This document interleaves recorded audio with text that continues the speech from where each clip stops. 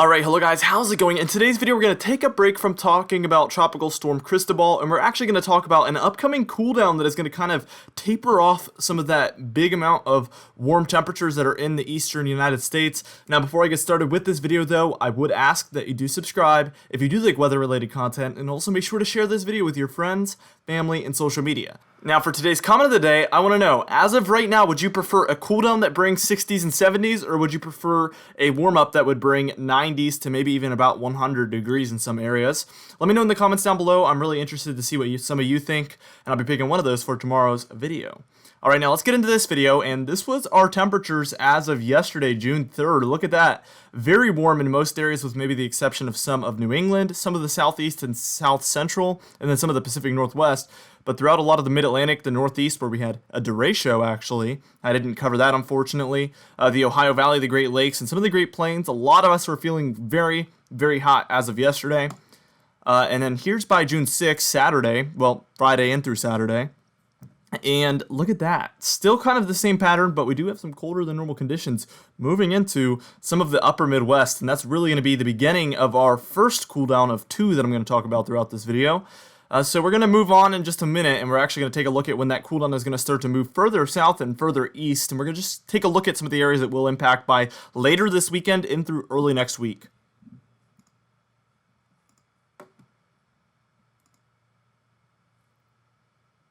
Alright, now here's by about, this is going to be Sunday, maybe very late on Saturday and through Sunday, so June 6th through 7th.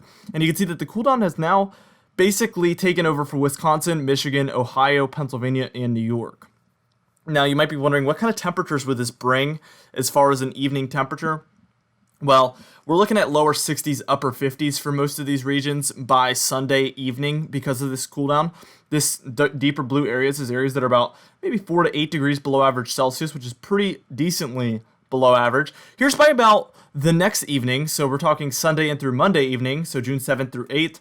And we're seeing this one expand eastward. Really, the northeastern United States and some of the mid-Atlantic are dealing with this cooldown, but it's very, very brief because we're seeing a warm-up for the upper Midwest and some of the Great Lakes already by the time this one is heading out. Also, note that the West Coast is dealing with extreme below average temperatures here by this point, and that's what we call a negative PDO, and this actually encourages warmer temperatures for the central and eastern United States. Again, this is probably by Sunday evening or so.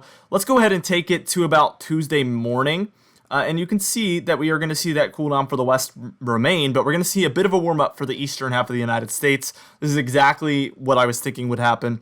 A very classic negative PDO pattern here, and again, this really encourages warmer than normal conditions for the eastern United States. And you can see the East Coast, I guess extreme East Coast is definitely dealing with some colder than normal conditions, but for the most part, most of the eastern half there is dealing with a warmer than normal condition pattern, and most of the western half is dealing with colder than normal conditions.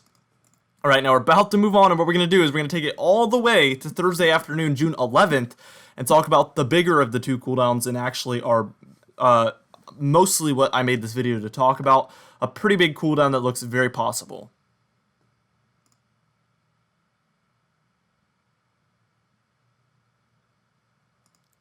Alright, now here we go. We're talking about this bigger of the two cooldowns. And you can see for the western United States, for the most part, warmer than normal conditions by this point have returned. So from June 9th through June 11th, most of that cooler air just completely moves up north into Canada.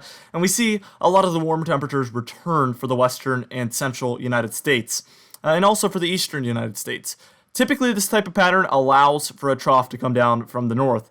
And that's exactly what we're seeing here in Montana, North Dakota, and Minnesota. We're going to want to watch this one closely because that is the beginning of our next big cooldown that we're taking a look at here. Now let's go ahead and take it to Friday afternoon and take a look at that. The cooldown has moved further south by this point as it has become more potent. Those purple areas indicating areas of well below average temperatures. You can see that a lot of the western, southern, and eastern United States are still dealing with that warm up, but we're going to see this cooldown really come through. There will be a brief warm up before the cooldown. So there's two cooldowns we're taking a look at, and they will be divided by a brief warm up. So just to recap real quick, we will have a smaller cooldown followed by a smaller warm up, and then probably a bigger cooldown by the time we're reaching late next week, heading into next weekend. So that's going to be the pattern we're going to be in moving forward, and really in my June forecast. If you haven't seen that already, you can go check it out. Just take a look at it on my channel. You can find it on my channel videos page. But this is definitely exactly what we were calling for to happen, and I'm happy to see this because it's always really good to see your forecast pan out the way you thought it would, obviously. So I'm very happy about that one. All right, now we're about to move on, and what we're going to do is we're going to move towards Saturday morning, where we're going to just see this cool down move even further south and east and become more potent. We're going to take it all the way towards the 20th of June, and then we're going to kind of look at it in 5-day increments just to take a look at the overall pattern, and then we're going to take a look at what NOAA has to say.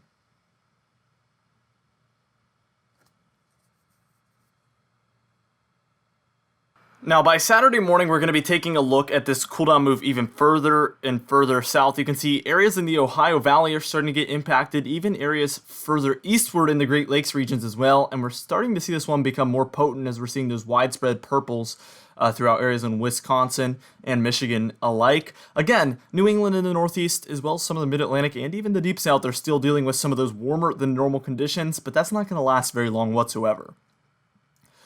Let's go ahead and take it to about 8 a.m. on Sunday, and you can see this has fully taken over for the areas in the Ohio Valley, the Northeast, New England, the Mid-Atlantic as well. And again, the purples are becoming even more widespread, almost fully encompassing Ohio, a lot of western Pennsylvania and southern New York. Areas like these are dealing with these purples, which is again about 8 to maybe 12 degrees below average Celsius, which is what I consider moderately to well below average temperatures. Now let's go ahead and take it to 2 p.m. on Monday, and you can see this actually takes over for the southeastern United States, still lingering for the Ohio Valley, even the northeastern United States dealing with some of this. So this is going to be a full-blown big cooldown, I think, for a very widespread area in most of the eastern half of the United States. Now let's go ahead and move it on to about Wednesday morning, and you can see for the southeast and a lot of the East Coast, I guess, in general, is still dealing with this big cool down. The Great Lakes a little bit below normal, but probably near normal would be the best bet here. But a lot of the southeast coast is dealing with the colder than normal conditions by this point. I'm just taking this to the end of the model run as we take it to about 8 p.m. on Thursday, June 18th. You can see still the southeast is lingering with this cool down. I guess the important thing to note here is that that is 300 plus hours out. Anytime you're 240 hours out plus, that's 10 days or more. So we want to take that with a major grain of salt. But obviously our big cooldown begins before the 240 hour mark. Actually, it starts in the Midwest at about 180 hours, which is definitely not too far out to be calling for these types of things. But obviously towards the end of it, Monday, June 15th and beyond, that's a little bit more far-fetched, so you're going to want to take that one with a grain of salt. All right, now let's go ahead and move on, and what we're going to do is we're going to first off take a look at the 5-day increments on our GFS ensemble model, and then we're going to take a look at what NOAA has to say, and then finally get into our comment of the day.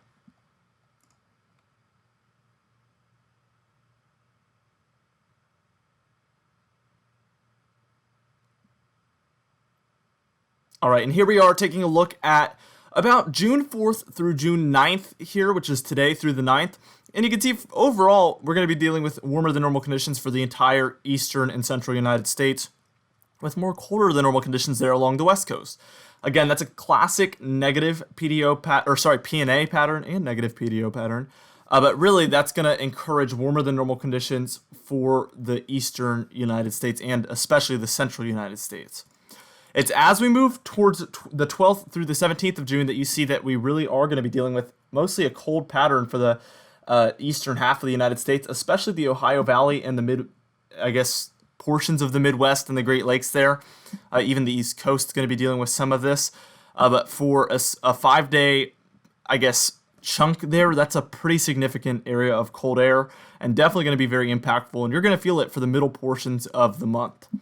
Here's the 6 to 10 day outlook from NOAA here, and you can see mostly average for the eastern United States is what they're calling for, with some colder than normal conditions for a lot of the central and northwestern United States. That's June 9th through 13th. But as we take a look at their outlook for June 11th through 17th, you can see they definitely are in big time agreement with the GEFS model, which again is our GFS ensemble model, as they are calling for colder than normal conditions for the Midwest, the Ohio Valley and the Great Lakes, as well as a lot of the northeastern United States, the Mid-Atlantic, and even some of the deep south states there like Mississippi, Alabama, and Georgia getting included in this cooldown, especially in their northern portions of those states. So NOAA is definitely on board with this more cool pattern for the middle portion of the month of June, as I am as well. All right, now for today's comment of the day, I asked you guys, after Cristobal, do you think we will see any more storms, tropical storms for the month of June? And Raz, I don't know how to say her name, said, I say 2 more storms in June because of the pattern lately showing a lot of storms, but I think it'll start to slow down during the month of June. And I definitely agree. I don't know if we will have 2 more storms, but I definitely think this is an anomaly, the pattern we're in right now. And I think it is going to start to slow down throughout the month of June. And we're going to see a bit of a resurgence maybe during July or August like we always do. But I think we will still be dealing with above average tropical activity overall. Anyway, guys, thank you so much for watching this video. Be sure to share it with your friends, family, and social media. And I will see you guys in the next video.